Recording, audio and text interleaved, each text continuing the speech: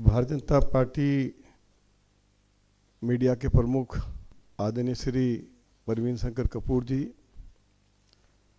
श्री अभिषेक टंडन जी, श्री शुभेंदु जी, यासिर भाई, सभी मीडिया के सम्मानित साथियों, 18 नवंबर से हमने अपना मैनिफेस्टो बनाने का कार्य शुरू किया। पहली बैठक 28 नवंबर को मेरे निवास स्थान पर संपन्न हुई। कमेटी के सभी माननीय सदस्य उपस्थित रहे और उसके बाद कमेटी के सभी सदस्यों के साथ 5 बार और बैठकें हुई। कुल बैठकें 6 हुई। 5 दिसंबर को कमेटी के सभी मेंबर्स ने एनडीएमसी के कन्वेंशन सेंटर में दिल्ली की अलग अलग आरडब्ल्यूएज के साथ प्रातः 10 बजे से लेकर रात 7 बजे तक बैठकें की। दिल्ली के अनेक मुद्दों के बारे में उनसे सुझाव प्राप्त किए। उनको बोलने का अवसर दिया गया और हम सभी ने जो सुझाव उनकी ओर से आए थे उनको नोट भी किया और उनकी रिकॉर्डिंग भी की। 6 तारीख को अलग अलग दिल्ली के अंदर जो इंडस्ट्रियल एरियाज हैं उनकी, चाहे आरडब्ल्यूएज हैं चाहे फेडरेशन है, उनके साथ बैठक doctor BR Ambedkar international centre में आयोजित की गई और 4 घंटे तक उनके साथ हमारी बैठक चली। उस बैठक में भूतपूर्व केंद्रीय मंत्री श्रीमती मीनाक्षी लेखी, श्री परवीन शंकर कपूर जी, श्री अभिषेक टंडन जी उपस्थित रहे और 7 तारीख को हमने सभी जिलों में मैनिफेस्टो वैन को दिल्ली प्रदेश भारतीय जनता पार्टी के कार्यालय से रवाना किया। पार्टी के राष्ट्रीय उपाध्यक्ष और दिल्ली के प्रभारी आदरणीय वैजयंत जय पांडा जी और दिल्ली प्रदेश भारतीय जनता पार्टी के अध्यक्ष आदरणीय श्री वीरेंद्र सदेवा जी के नेतृत्व में ये कार्य संपन्न हुआ। उसके बाद अलग अलग क्षेत्रों में, जैसे साकेत है, वसंत कुंज है, उनकी अनेक आरडब्ल्यूएज हैं, उनके साथ बैठकें हुई। 40 बैठकें एनडीएमसी के कॉन्फ्रेंस हॉल में, कन्वेंशन सेंटर में अलग अलग वर्गों के साथ आयोजित की गई और इन बैठकों में समिति के लगभग सभी सदस्य उपस्थित रहे। संघ परिवार के जो अलग अलग 24 संगठन हैं उनके साथ भी लगभग 4 घंटे तक बैठक हुई, उनसे सुझाव प्राप्त किए और बैठक में पार्टी के वरिष्ठ नेता डॉक्टर हर्षवर्धन जी और श्री अभिषेक टंडन जी, श्री राजकुमार फलवारिया जी उपस्थित रहे। आप सभी को मैं ये जानकारी भी देना चाहता हूं कि अभी तक लगभग 4,322 सुझाव दिल्ली के लोगों की ओर से हमको प्राप्त हुए हैं। बड़ी जनभागीदारी का प्रमाण है और दर्शाता है कि जनता केजरीवाल सरकार से त्रस्त है। सोशल मीडिया पर भी 40,000 से अधिक सुझाव मीडिया माध्यम से मिले। हमें कल तक 60,754 सुझाव मिले, जिन्हें सबको सूचीबद्ध किया जा रहा है। ये जो 70 विधानसभा क्षेत्रों में जो हमारी वैन गई थी अलग अलग क्षेत्रों में, ये 60,754 सुझाव हमें मोबाइल वैन्स के माध्यम से प्राप्त हुए हैं। जैसे मैंने आपको बताया कि अभी तक कल शाम तक 1,04,322 सुझाव प्राप्त हुए हैं। इसकी जानकारी मैंने आपको दी है कि भाई अलग अलग वर्गों के साथ हमारी बैठकें हुई हैं। दिल्ली में हर तरफ एक नारा गूंज रहा है, अब नहीं सहेंगे, बदल कर रहेंगे। ये सब तरफ जहां जहां हमको जाने का मौका मिला, क्योंकि पूरे प्रदेश में हम सभी मैनिफेस्टो कमेटी के मेंबर्स को जाने का अवसर प्राप्त हुआ, और इसके साथ साथ हमने जो एक और व्यवस्था की थी, हमारी पार्टी के जो वरिष्ठ कार्यकर्ता हैं सभी के कोई जिम्मेवारी दी कि एक पार्लियामेंट सीट पे वो हर विधानसभा में जाकर अलग अलग वर्गों के साथ बैठकें करेंगे। नई दिल्ली की जिम्मेवारी श्री सतीश उपाध्याय जी को दी गई थी, प्रदेश के पूर्व अध्यक्ष हैं। चांदनी चौक की जिम्मेवारी श्री विजय गोयल जी को दी गई थी। साउथ दिल्ली की जिम्मेवारी श्री कैलाश गहलोत जी को दी गई थी। नॉर्थ वेस्ट की जिम्मेवारी डॉक्टर नीतू दबास को दी गई थी। ईस्ट दिल्ली की जिम्मेवारी डॉक्टर हर्षवर्धन जी को दी गई थी। वेस्ट दिल्ली की जिम्मेवारी श्री परवेश वर्मा जी को दी गई थी, और नॉर्थ ईस्ट की जिम्मेवारी श्री अजय महावर जी को दी गई। इन्होंने अलग अलग विधानसभा क्षेत्रों में जाकर अलग अलग वर्गों के साथ बैठकें की, उनके सुझाव प्राप्त किए, और इसके अलावा हमारे जो जिले के सभी अध्यक्षगण हैं उन्होंने मोर्चों के साथ और अलग अलग प्रकोष्ठों के साथ अलग अलग वर्गों के साथ मंडल स्तर पर भी बैठकें की। दिल्ली के लोगों ने ये मन बना लिया है कि इस बार दिल्ली में बदलाव होगा। दिल्ली के लोग पीने के पानी को लेकर, दिल्ली में जो सिविल लाइन सिस्टम पूरी तरह से चौक हो गया है, बर्बाद हो गया, उसको लेकर, दिल्ली में पब्लिक ट्रांसपोर्ट सिस्टम पूरी तरह कोलैप्स कर गया है। और पहले भी ये जानकारी हमने मीडिया को दी थी कि अरविंद केजरीवाल की सरकार पिछले 10 सालों में डीटीसी के लिए एक बस नहीं खरीद पाई। लगभग 1600 इलेक्ट्रिक बसें श्री नरेंद्र मोदी जी की सरकार की ओर से दिल्ली वासियों के लिए मुफ्त उपलब्ध कराई। अरविंद केजरीवाल जब दिल्ली के मुख्यमंत्री बने तो डीटीसी के पास 6,500 बसें थी, वे घटकर 2500 रहेगी, और वे भी आउटडेटेड हैं। सुरक्षा की दृष्टि से उनको दिल्ली की सड़कों पर उतारा नहीं जा सकता है। दिल्ली सरकार के हॉस्पिटल्स की स्थिति बहुत दयनीय है।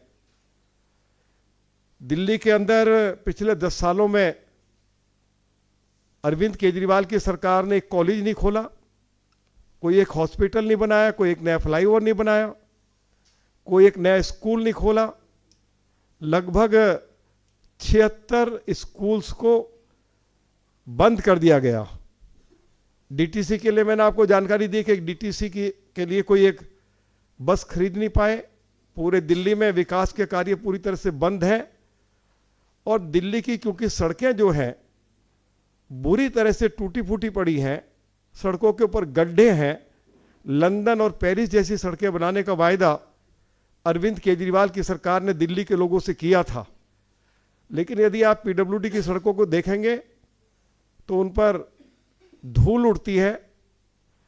जब वाहन चलते हैं तो गड्ढों से जो धूल उड़ती है तो PM2.5 सबसे ज़्यादा उसी से जनरेट होता है। और सुप्रीम कोर्ट ने इस बात को स्वीकार किया है कि दिल्ली यदि आज दुनिया की सबसे ज़्यादा प्रदूषित राजधानी है तो उसके दो मुख्य कारण हैं कि दिल्ली की सड़कें टूटी फूटी पड़ी हैं, उनके ऊपर गड्ढे हैं, धूल उड़ती रहती है।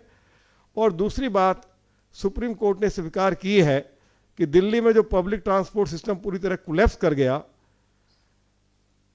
और दिल्ली की सड़कों पर डीजल पेट्रोल की गाड़ियां बहुत आ गईं, तो डीजल पेट्रोल की गाड़ियों से भी दिल्ली प्रदूषित होती है। तो लोगों ने अब ये मन बना लिया है कि दिल्ली को अब और बर्बादी से बचाना है और दिल्ली में भारतीय जनता पार्टी की सरकार को लाना है, जिससे कि दिल्ली मोदी जी का जो सपना है एक वर्ल्ड क्लास सिटी बन सके। जब दिल्ली में डबल इंजन की सरकार होगी, केंद्र में भी मोदी जी की सरकार, दिल्ली में भी मोदी जी की पार्टी की सरकार, तो दिल्ली देश की वर्ल्ड क्लास सिटी बनेगी। अब तो अरविंद केजरीवाल हर रोज एक ही बहाना करते रहते हैं, मुझे एलजी काम नहीं करने दे रहे, मुझे प्रधानमंत्री काम नहीं करने दे रहे, मुझे गृह मंत्री काम नहीं करने दे रहे। और लोग अब इस बात को सुनना नहीं चाहते हैं, इस बहानेबाजी को। तो मोदी जी की सरकार को अगले और 4.25 साल अभी और रहना है, 4.5 साल। तो लोगों ने मन बना लिया है कि दिल्ली में इस बार भारतीय जनता पार्टी की सरकार को लाएंगे, जिससे कि दिल्ली में बिजली, पानी, स्वास्थ्य, हमारा ट्रांसपोर्ट सिस्टम, हमारी बिजली के नाम पर जो लोगों की लुटाई पिटाई हो रही है, ये बंद हो सके और दिल्ली दुनिया का एक अच्छे शहर के रूप में विकसित हो सके। ये लोगों की इच्छा है और फरवरी में अरविंद केजरीवाल की पार्टी की सरकार जाएगी, भारतीय जनता पार्टी की सरकार आएगी।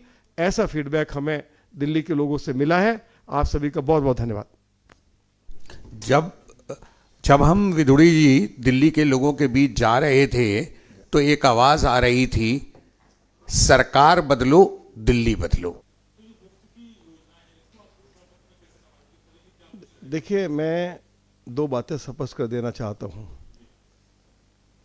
और अथॉरिटी के साथ कह रहा हूं कि दिल्ली में यदि अरविंद केजरीवाल ये कह रहे हैं कि वो दिल्ली के लोगों को 20,000 लीटर मुफ्त पीने का पानी उपलब्ध करा रहे हैं, पहली बात तो ये दिल्ली के लोगों को पीने का पानी मिल नहीं रहा।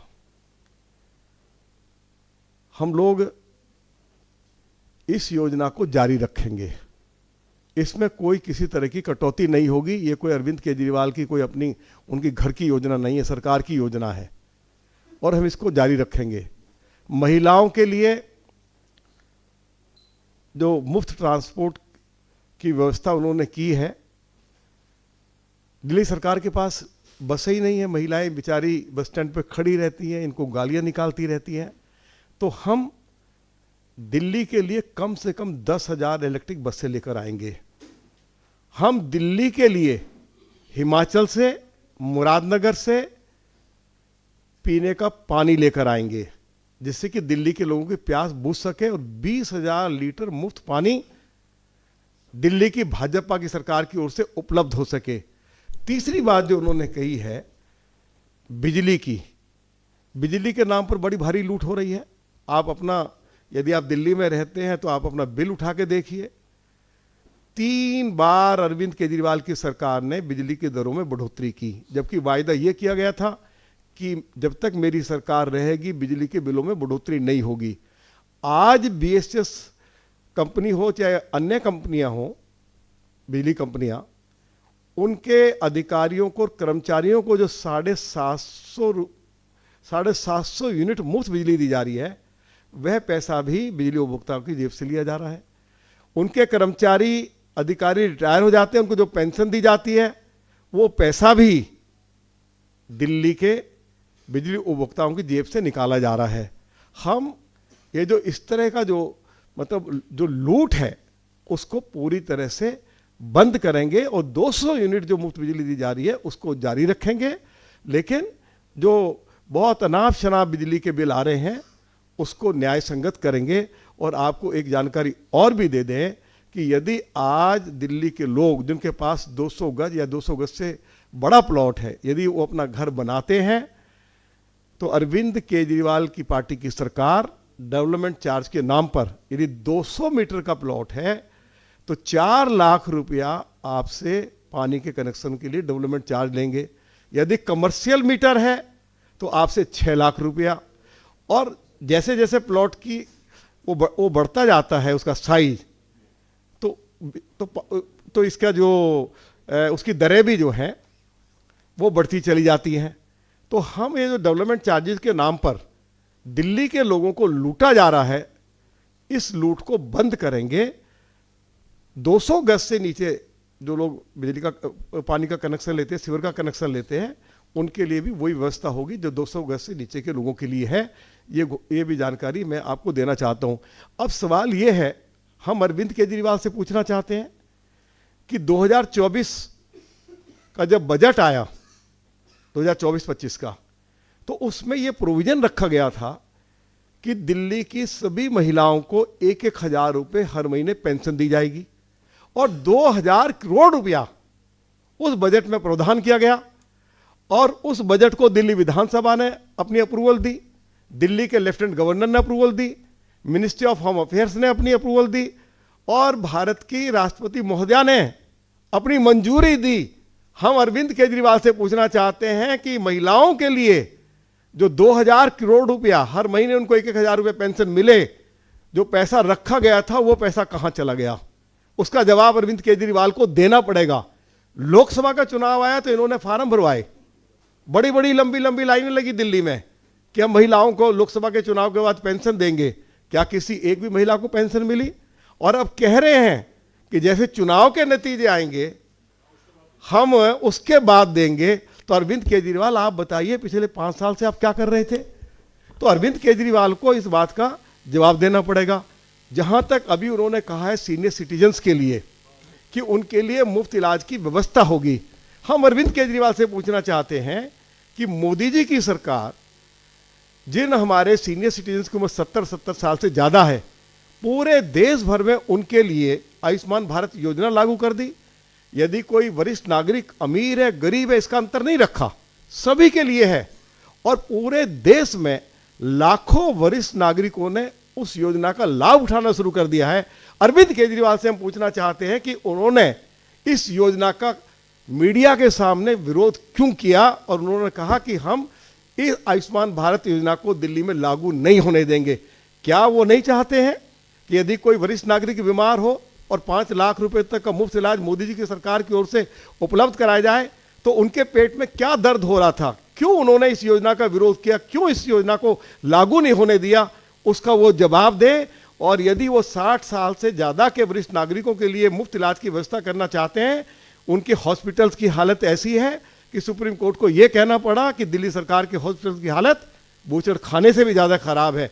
तो अरविंद केजरीवाल ने उनको 5 साल मिले, तो वरिष्ठ नागरिकों के लिए जो अब कह रहे हैं वो कि हम उनके लिए मुफ्त इलाज की व्यवस्था करेंगे, सभी के लिए करेंगे, तो किसने उनको रोका था?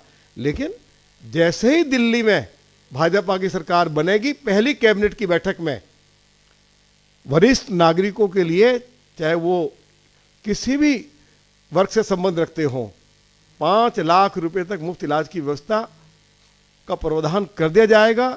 दिल्ली में आयुष्मान भारत योजना को लागू कर दिया जाएगा। और जैसे मैंने आपको बोला है, फिर उसको रिपीट कर रहा हूं, बिजली, पानी, ट्रांसपोर्ट पहले की तरह हम उसको, इन सुविधाओं को जारी रखेंगे, बल्कि इनको बेहतर बनाएंगे। इन सुविधाओं की घोषणा तो कर दी, लेकिन उसका लाभ दिल्ली के लोगों को मिल नहीं रहा है। हम इन योजनाओं का लाभ लोगों तक पहुंचाएंगे।